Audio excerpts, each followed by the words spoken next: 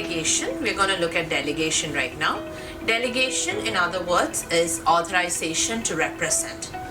എന്ന് പറഞ്ഞാൽ എൻ്റെ ജോലി ഞാൻ ചെയ്യാണ്ട് അതിന് ക്വാളിഫൈഡ് ആയിട്ടുള്ള ഒരാളെ കണ്ടുപിടിച്ച് അവരെ ഏൽപ്പിക്കുന്ന ഒരു പ്രോസസ്സിനെ അല്ലെങ്കിൽ അതിൻ്റെ ഒരു പ്രൊസീജിയറിനെയാണ് നമ്മൾ ഡെലിഗേഷൻ എന്ന് പറയുന്നത്. Why do we do delegation? It reduces the workload, it improves the quality, and it also makes sure that your patient is getting the best possible care. അതായത് നമുക്ക് രജിസ്റ്റേർഡ് ആയിട്ടുള്ള സ്റ്റാഫ് അല്ലെങ്കിൽ അതിന് ആ ഒരു ടാസ്ക് പെർഫോം ചെയ്യാനായിട്ടുള്ള സ്റ്റാഫിൻ്റെ എണ്ണം കുറയുമ്പോൾ നമ്മളുടെ ക്വാളിഫിക്കേഷനിൽ തന്നെ വേറൊരാൾക്കുള്ള ക്വാളിഫിക്കേഷനിൽ ചെയ്യാൻ പറ്റുന്ന ജോലികൾ അവരെ ഏൽപ്പിക്കുക. ഇൻ അതർ വേർഡ്സ് നമ്മളൊരു ടീം നഴ്സിംഗ് അല്ലെങ്കിൽ ഒരു ടാസ്ക് ബേസ്ഡ് ടീം നഴ്സിംഗ് നമ്മൾ ഫോളോ ചെയ്യുന്നതിനാണ് ബേസിക് ആയിട്ട് നമ്മുടെ ഡെലിഗേഷൻ എന്ന് പറയുന്നത്. അപ്പം ഒരു RN അല്ലെങ്കിൽ ഒരു രജിസ്റ്റേർഡ് നഴ്സ് അവരുടെ ഒരു ടാസ്ക് ഡെലിഗേറ്റ് ചെയ്യുമ്പോൾ what are the things that you have to keep in mind? First is competency, second is qualification. നമ്മൾ കൊടുക്കുന്ന ടാസ്ക് ചെയ്യാനായിട്ട് is that other person competent enough? Two, are they qualified? How do you know if they are qualified? It is based on the hospital policy, your board of nursing, the scope of practice and job description. For example, ഒരു LPN ആ ഒരു state board of nursing എന്തൊക്കെ ചെയ്യാൻ permission കൊടുത്തിട്ടുണ്ട്. So based on that, you will know if they are qualified to do that task or not. Based on the hospital, in Chala hospital, you will be like only RNs work in emergency. Only people with specified or specific training for critical care will work in ICU. Other hospital in the policy. So you can never delegate an ICU patient to a regular RN because you, as per the hospital policy, you need a specialty person for that particular task. So those are the two things that you have to keep in mind when you're delegating. Competency നമ്മൾ എങ്ങനെയാണ് അളക്കുന്നത്? Competency is basically education plus confidence and skill set. That is what makes you competent. So first of all, when you're delegating a task, say for example, you're delegating a task of applying a cream to a nursing assistant. First of all, you have to educate them on how to apply, how to clean that area before you apply, how to apply, what are the precautions you have to take when you apply, and what are you going to monitor for. So that is education. Second one is skill set. You have to demonstrate a procedure and ask them to re-demonstrate. Third step is when you evaluate it.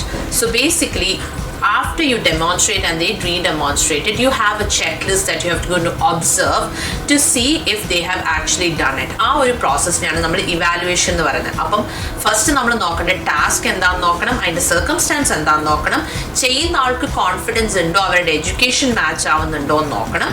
On top of that you have to communicate, you have to supervise and you have to evaluate. So that is basically what is delegation.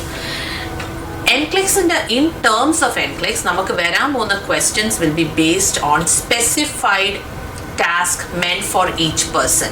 So you have to understand that nursing assistant ചെയ്യാൻ പറ്റുന്ന കുറച്ച് കാര്യങ്ങളുണ്ട്, LPN ചെയ്യാൻ പറ്റുന്ന കുറച്ച് കാര്യങ്ങളുണ്ട്, RN മാത്രം ചെയ്യാൻ പറ്റുന്ന കുറച്ച് കാര്യങ്ങളുണ്ട്.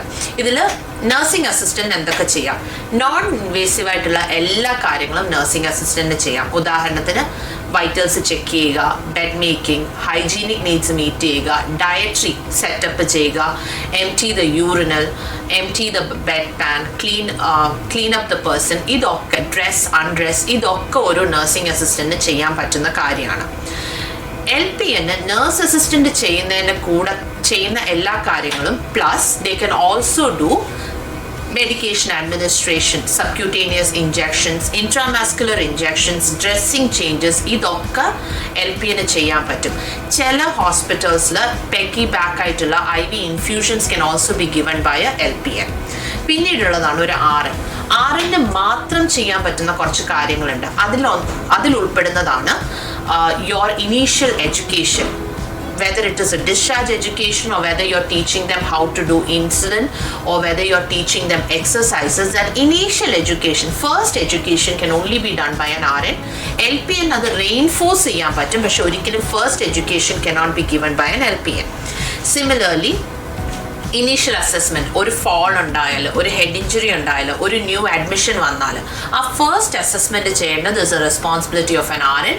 U cannot delegate it to LPN or anybody else.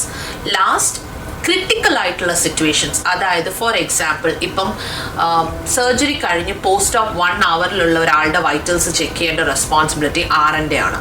U cannot delegate it. So anything that is critical you have to delegate. So basically നമ്മൾ ഡെലിഗേറ്റ് ചെയ്യുമ്പോൾ one of the things you have to keep in mind is you have to practise your due diligence. When you're delegating a task, you're not delegating the responsibility, you're only delegating the task. So if you are delegating, say for example, surgery കഴിഞ്ഞ് വന്ന ഒരാളെ initially ambulate ചെയ്യേണ്ട task ഒരു nurse assistant, if you're delegating it and if the person has a fall, you will be held responsible for improper assessment because you cannot delegate your responsibility. Inevitably, ultimately, if it's your responsibility, it still continues to be your responsibility. So those are a couple of things that you have to keep in mind when you're going into delegation.